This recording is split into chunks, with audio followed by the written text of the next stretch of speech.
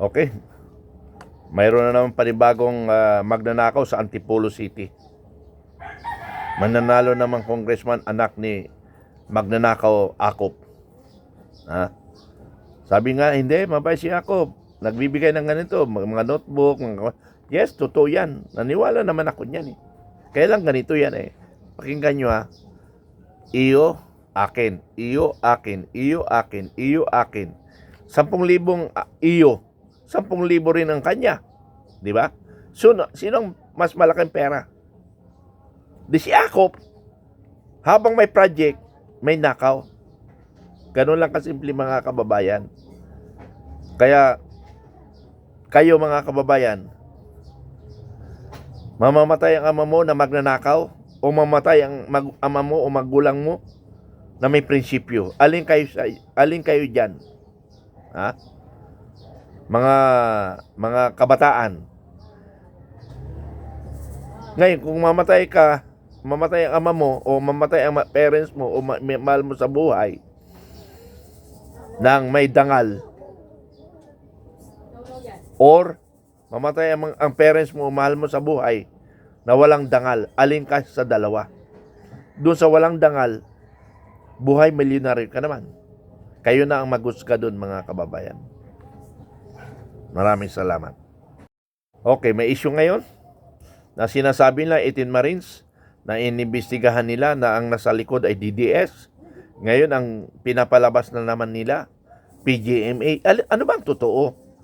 Ano bang gusto nyo malaman yung kung sino ang nagpumilit doon sa 18 Marines? O yung mga sinasabi nila na binigyan ng malita-malita? Alin ba ang focus nyo tibag? Ha? Tibagin kita eh. Ha? Inve director, matibag. Ano bang gusto nyo mangyari? Alamin nyo kung sino nagtulak sa 18 Marines? O alamin nyo kung sino, what I mean, ipatawag nyo ba yung mga na-involved na pangalan? Saan ba tayo? Sa magnanakaw? O sa lumalaban sa magnanakaw? Matibag. Sumagot ka, matibag. Napakatanga mo. Cross-examine ka lang nito Pasio, hindi mo na alam ang isagot. Pero nung binulungan ka, nung nagbabantay yata sa'yo, sabi mo, patawag natin para matapos na. O, di, pag alis nung nagbulong, ipatawag natin. Gago. Wala kang prinsipyo, walang iyaka. Yes, magandang araw sa lahat ng Pilipino, lalong-lalo ng Pilipino na may pakialam sa ating bayan.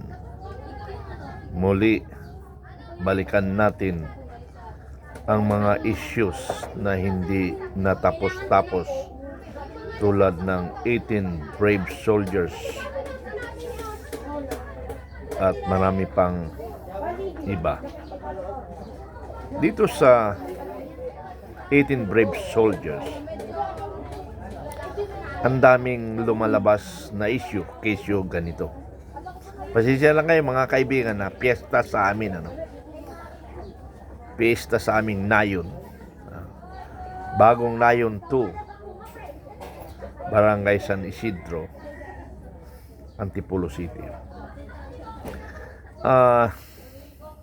Kahit hindi piyesta nito, maingay talagang paligid, kasi harap ko ay kalsada. Okay, dito sa 18 brave soldiers, ang daming mga issue na nakakapag-init ng dugo. Tulad halimbawa, na imbis ang ipatawag yung mga involved sa information, dalawa sila ipatawag. Yung nag-akusa, yung nagsabi na information, at yung sinasabi na involved. Bakit hindi ginagawa ng ating gobyerno? Sabihin na lang directly to NBI. Kasi sa ombudsman, tinanggihan eh. Tinanggihan yung complaint against those person involved ng ombudsman. Kesyo joint affidavit daw. So, lahat ng bagay na pwede nilang depensa ay gagawin nila. Pero ito yung nakakapag tataka o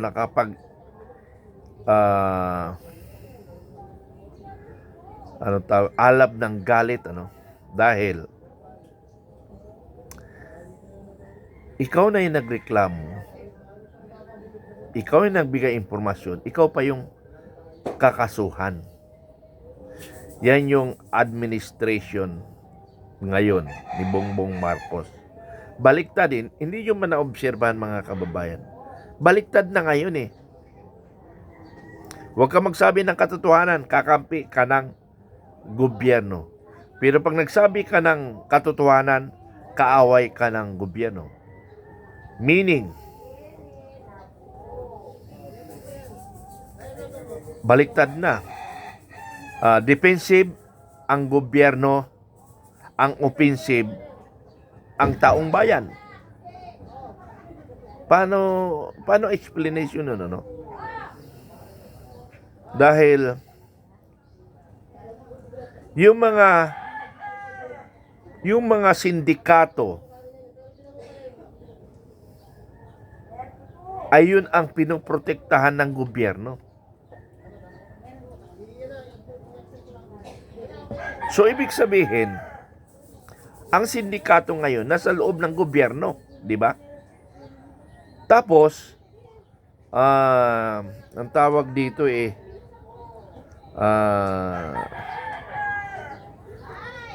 sindikato nasa loob ng gobyerno. Wala na ang sindikato sa labas ng gobyerno o sa komunidad. Wala na ang sindikato sa komunidad. Ang sindikato ngayon ay nasa gobyerno. Tingnan mo ang usapin. May narinig pa ba kayo na mga nagawa ng gobyerno, accomplishment, mga nahuli? Mayroon, pero madalang, isolated. Hindi katulad nitong issue na sindikato sa gobyerno. Bawat minuto, sindikato, gobyerno. Bawat oras, gobyerno pinag-usapan. Yung nagagawa o na-accomplishment ng gobyerno, buwan bago pag-usapan ang nagawa. Ulitin natin para klaro sa mga bayan, para maipasok natin sa isipan natin yung mga nagdadalawang isip baka sakaling ma-educate natin, mga kababayan, ha? Bawat minuto, bawat oras, o bawat araw ang pinag-usapan sindikato sa loob ng gobyerno. Matindi, minuto, oras, araw. Pero ang accomplishment o nagawa ng gobyerno, buwan ang bilangin bago ka may makita. Grabe, So, in your analysis,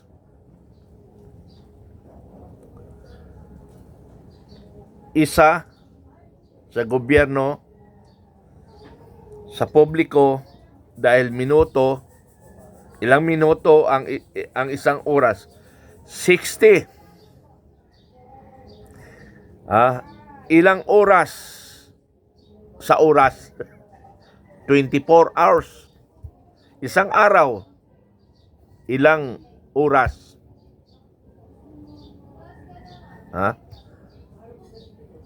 Sa isang araw is 24 hours. Sa isang araw, ilang sa isang linggo? 7. Sa isang linggo, ilang linggo sa isang buwan? 4.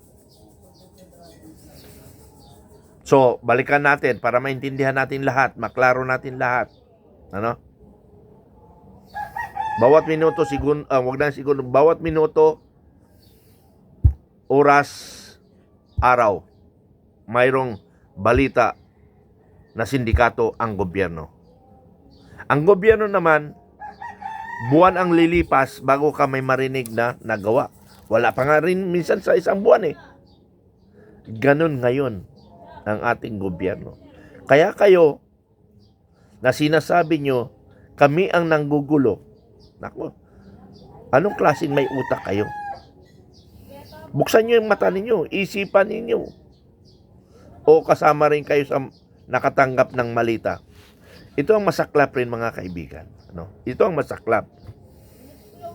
Nakarang eleksyon, special election dito sa amin, 2nd District, Antipolo City, at bumuta ko kanina. Ito, may incredible ink pa. Yan kapon.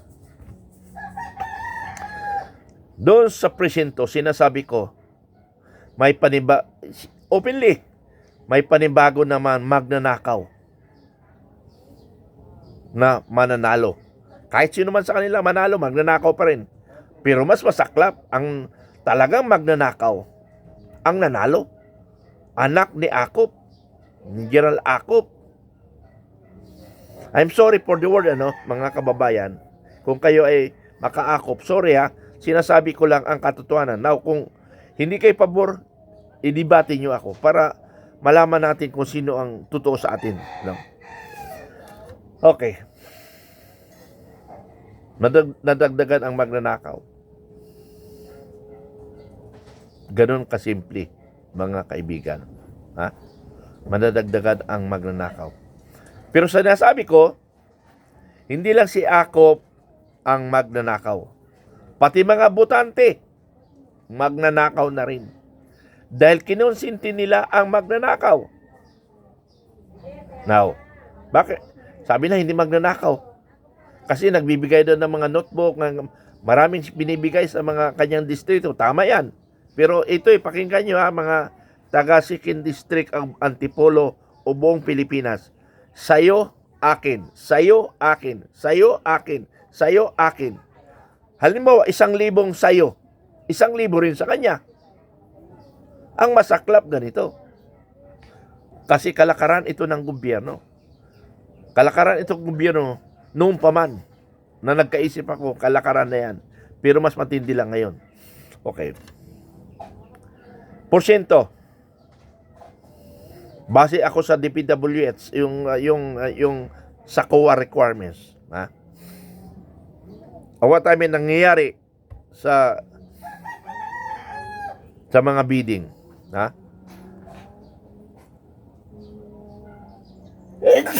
Excuse me.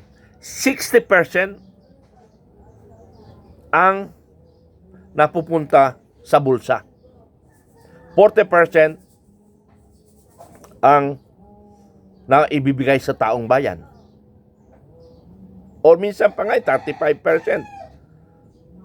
Or what I mean, 65%.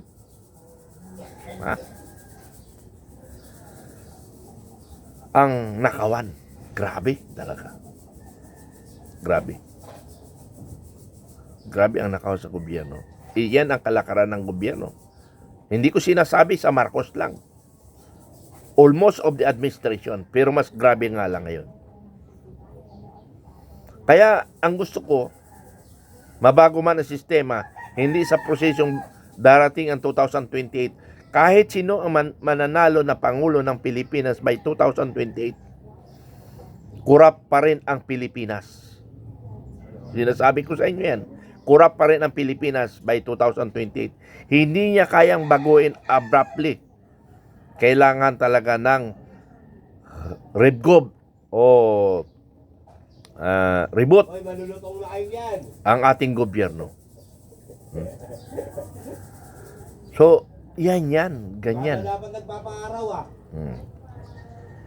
Pinangali yata kayo. May maingay sa baba. May maingay sa baba. Ewan, lasing yata yun. Okay, patuloy tayo. Patuloy tayo mga kaibigan. Kailan natin mababago ang bansang Pilipinas kung tayo ay patay na? Kaya dapat buhay pa lang tayo, kumilos na tayo. Buhay pa tayo, kumilos na tayo.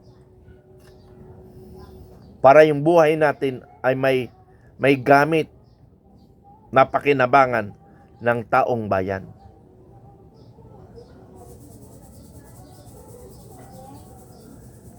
Bansa kong Pilipinas na minahal ko. Mula pa ako 13 anyos, natuto na ako magtanggol sa aking bayan. Kababayan ko, ako'y nananawagan sa lahat ng Pilipino na nagmamahal sa ating bayan. Mag-isip kayo. Kung ihayaan na lang ba natin na tayo ay pagnakawan harap-harapan. Nabiruin nyo. Sa 18 Marines na lumabas na sinasabi nila DDS ang nasa likod. Ngayon, PGM na naman ang nasa likod. Gago! Ang NBI. Bakit? Bakit ang inimbestigahan nyo yung mga nasa likod kung sino ang nagtulak sa 18 Marines? Bakit hindi nyo tingnan yung mga sinasabi, yung binibigay na information? Hindi na kayo magbabayad, hindi na kayo maglalabas ng intelligence pa ninyo, nandyan na sa mukha ninyo. Ibinibigay na nga sa inyo, hindi na kayo gagamit ng pondo ng kabanang bayan, yung ninanakaw nyo na intelligence pan. Andyan na ang information. Papatawag mo na lang. Ang sarap mo sapukin, Direktor Matibag. Alam mo, Direktor Matibag, titibagin kita. Biruin mo, tinatanong ka ni Atty. Topacio na oo, hindi lang ang sagot. Ipatawag mo ba ang inakausahan o hindi? Wala, hindi makasagot si Matibag eh. Hanggang sa debate lang sila eh. Napakatanga ni Matibag eh. Hindi niya alam isagot, hindi niya kaya i-confront si Atty. Topacio eh. Ha? Hindi niya kayang i-confront si Atty. Topacio. Because, tandaan nyo, kahit gaano ka katalino kung mayroong palakol nakaredy sa likod mo, hindi mo nga alam ang sasabihin mo. Natataranta ka kasi baka palakulin ka sa likod. Yun yung may daga sa dibdib. Matibag. Ang pilido mo, Matibag. Tibagin ka lang pala eh. Anong klase ka? Tingnan mo ha. Ito ang observation ng Matibag ha. Ito yung observation ng Matibag. Ha? Ito. Nung parang kinakross-examine ka ni Topacio, hindi mo alam, isagot mo eh. Abogado ka nga, di ba? Hindi mo alam.